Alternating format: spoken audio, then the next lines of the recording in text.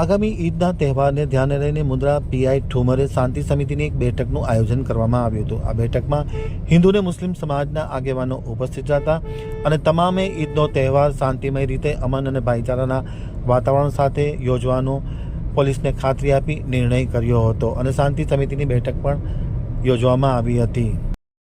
હવે જોઈએ મુન્દ્રા આમતક ન્યૂઝ બ્યુરોના એક વિસ્તૃત અહેવાલ। મુન્દ્રા સિટી પોલીસ સ્ટેશન ખાતે શાંતિ સમિતિની બેઠકનું આયોજન કરવામાં આવ્યું હતું। આગામી બકરી ઈદના તહેવારને ધ્યાને લઈને મુન્દ્રા પોલીસ સ્ટેશન ખાતે પીઆઈ આરજે ઠુમરની આગેવાનીમાં શાંતિ સમિતિની બેઠક યોજવામાં આવી હતી। મુન્દ્રા શહેર તેમજ પ્રાગપુર પોલીસ સ્ટેશનમાં આવતા તાલુકાના ગામોમાંથી હિન્દુ મુસ્લિમ સમાજના આગેવાનો ખાસ હાજર રહ્યા હતા। તાલુકાના ગામો અને શહેરમાં ઈદ નિમિત્તે યોજાનારા કાર્યક્રમ વિશે ઠુમરે માહિતી મેળવી હતી અને અમન શાંતિ અને ભાઈચારા સાથે ઈદનો તહેવાર ઉજવવામાં આવે તે માટે સમાજના આગેવાનો પોલીસને સહયોગ કરે અને પોલીસ તમારી સાથે છે તે પ્રકારનું વાતાવરણ પ્રસ્થાપિત કરવા માટે પીઆઈ ઠુમરે સૌ આગેવાનોને અપીલ કરી હતી। આવતીકાલે ગુંદાલા અને મુન્દ્રા ખારવા ચોક ખાતે પણ શાંતિ સમિતિની મિટિંગો યોજાશે, જેમાં ખાસ યુવાનો ઉપસ્થિત રહી અને શાંતિ પ્રસ્થાપિત કરે તેવી અપીલ કરવામાં આવી હતી।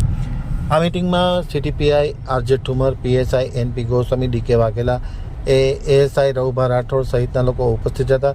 જ્યારે આગેવાનોમાં હાજી સલીમ જત, મુન્દ્રા હિતસત્તક સમિતિના પ્રમુખ હાજી નૂર મોહમ્મદ મંધરા, વિશ્વ હિન્દુ પરિષદના મુન્દ્રાના મંત્રી ભાવેશ ઠક્કર, વિજય પોખડિયા, દેવેન્દ્ર યાજ્ઞિક, કાશમભાઈ થેબા પટેલ, અનવરભાઈ ખત્રી, ભગુભા જાડેજા, જકરિયાભાઈ સાટી, શમીરભાઈ થેબા, ઇનોન ખત્રી, જયંતિભાઈ સેઠિયા, વાંકીના સરપંચ ભરતસિંહ જડેજા, ઉપસરપંચ રાવજીભાઈ સુખડિયા, સલીમભાઈ બાયડ, શાકરાભાઈ રબારી, ખમીસાભાઈ રાયસી પોત્રા, વાંકી મુસ્લિમ સમાજના પ્રમુખ રહીમભાઈ ભટ્ટી, મંત્રી રફીક બાયડ સહિતના લોકો આ શાંતિ બેઠકમાં હાજર રહ્યા હતા।